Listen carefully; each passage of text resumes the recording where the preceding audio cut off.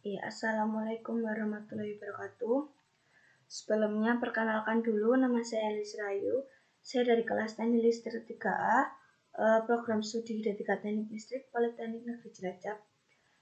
Di video kali ini saya akan mempresentasikan mengenai produk insinerator. Kita langsung saja memulai presentasinya. Ya, di sini ada nama brand ya dari produknya. Terus di sini nama brandnya adalah Cresindo, di mana Cres ini adalah penghancur ya, seperti itu. Kemudian ada slogan. Di sini slogannya, olah sampah limbah dengan baik, mari bantu jaga kebersihan lingkungan. Untuk desain logonya seperti ini. Ini di tengah-tengahnya ada nama brandnya Cresindo. Kemudian untuk spesifikasi produknya ada beberapa poin. Di sini kapasitas insineratornya memanfaatkan panas pembakarannya itu mencapai 40 ton per jam. Kemudian ada panas pembakaran yang digunakan untuk pembakaran sampah dengan skala kecilnya itu sekitar 0,2 sampai 1 ton per jam. Kemudian ruang bakar insinerator memiliki temperatur mencapai 1100 derajat Celcius. Panas yang terjadi karena proses pembakaran dikonversikan ke peralatan pipa penukar panas sehingga temperatur akan turun. Kemudian insinerator dilengkapi dengan peralatan pengumpul abu atau peralatan produksi nitrogen untuk mengatasi pencemaran lingkungan. Selanjutnya, peralatan pengkonversi seperti turbin dan generator diinstalasi untuk mengkonversi energi uap menjadi energi listrik. Abu yang tersisa dari proses pembakaran mencapai 20% dari sampah yang dibakar. Kita lanjut ke target konsumen dan kompetitor. Untuk target konsumen dari produk ini yaitu perusahaan penghasil sampah medik dan industri rumah tangga penghasil sampah medik. Untuk kompetitor dari produk ini sendiri yaitu perusahaan pembuat mesin serupa dan penghancur sampah medik manual, di mana sekarang masih banyak yang menggunakan atau menghancurkan sampah medik secara manual. Kemudian untuk brand positioningnya, brand ini memiliki tempat spesial dan melekat di hati para pelanggan dan pengguna, karena produk ini berbeda dengan produk penghancur sampah medik pada umumnya. Biasanya penghancur sampah medik itu dilakukan secara manual dengan pembakaran menggunakan bahan bakar solar atau minyak tanah, di mana pada proses pembakarannya akan menghasilkan asap pekat dan mengganggu lingkungan sekitar. Nah, produk ini spesial karena pembakarannya itu terkontrol sehingga produk ini bekerja mengontrol sendiri prosesnya tanpa harus dikendalikan oleh manusia. Di dalamnya juga terdapat kontrol timing sehingga pengguna itu dapat mengatur sendiri waktu yang diperlukan. Produk ini sangat efektif untuk mengurangi permasalahan sampah yang ada. Selain itu, produk ini juga dapat meminimalisir kebutuhan tenaga manusia karena sistem dari produk ini sudah terkontrol sehingga pengguna dapat menghemat tenaga. Kemudian masuk ke karakteristik brand. Di sini produk ini dilengkapi dengan sistem pembakaran yang terkontrol ya, sehingga meminimalisir pencemaran lingkungan. Selain itu juga terdapat timing control yang memudahkan pengguna, karena alat ini dapat bekerja sesuai kontrol yang sudah dibuat dan akan berhenti bekerja sesuai waktu yang sudah diatur oleh pengguna. Di sini ada cara mewujudkan kepuasan pelanggan.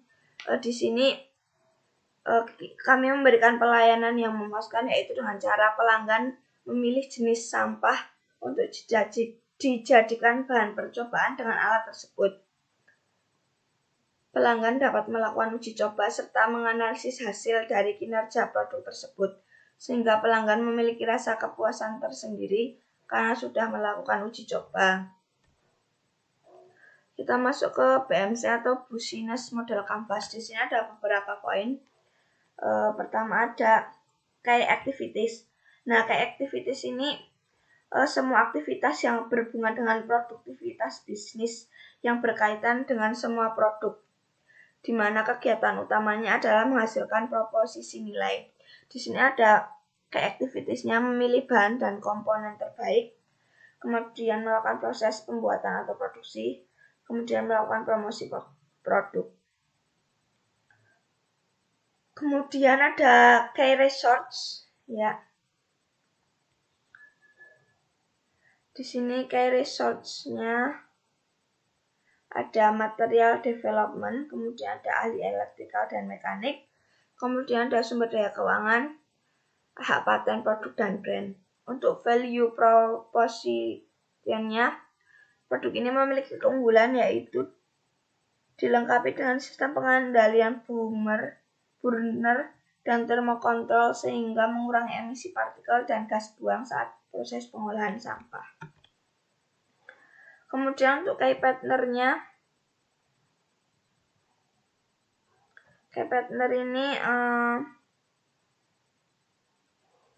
ada perusahaan penghasil limbah besar, kemudian ada ahli mekanik dan elektrikal, kemudian ada toko elektronik.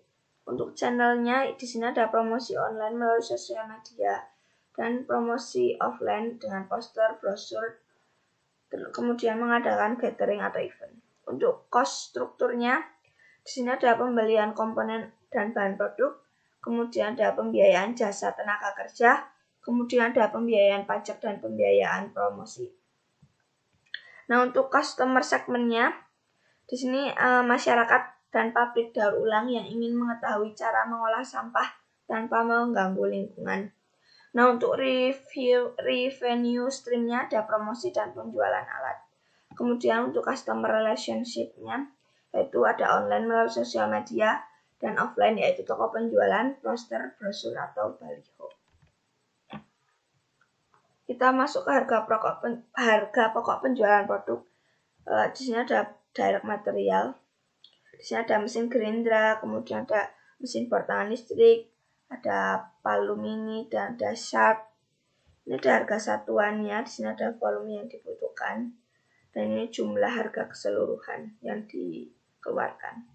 Kemudian ada indirect material, di sini berhubungan dengan produk-produk yang digunakan untuk membuat produk insinerator, ya. Ada besi siku, kemudian ada plat besi baja, ada batu bata merah, ada tanah dan pasir, ada glasswork, dulux pentalin, thermocouple. Di sini ada harga satuan, kemudian ada volume, dan ini besaran harga yang dikeluarkan totalnya, ya. Kemudian di poin 3 ada biaya tenaga kerja. Di sini terbagi dalam 3 level, di mana level 1 atau setara S1 ini biaya estimasi per jamnya 250, kemudian level 2 atau setara D3 biaya estimasi per jamnya 200, dan level 3 SMA atau SMK sederajat biaya per jam estimasinya Rp90.000. Di sini ada biaya penolong, ya. Di sini ada paku beton, kemudian ada kuas cat eterna, latar bor besi, helm safety. Ada taksiran overhead, kemudian ada taksiran bahan yang dipakai, satuan, volume, dan ini presentasi yang digunakan. Kemudian ada indirect labor. Di sini indirect labornya ada BPJS Kesehatan, kemudian BPJS Ketenagakerjaan, dan transportasi. Untuk biaya pemeliharaannya ada spare part, kemudian ada biaya bahan habis pakai, kemudian harga jasa servis dan perbaikan. Ini ada taksiran overhead-nya, taksiran biaya bahan yang dipakai. Ini persentase yang digunakan. Nah, ini untuk biaya total keseluruhan produksi itu sekitar 43.900.000 mendekati 44 juta. Ini harga pokok penjual hampir 54 juta, ya. Ya, sekian presentasi dari saya. Itu tadi, kurang lebihnya mohon maaf. Terima kasih. Wassalamualaikum warahmatullahi wabarakatuh.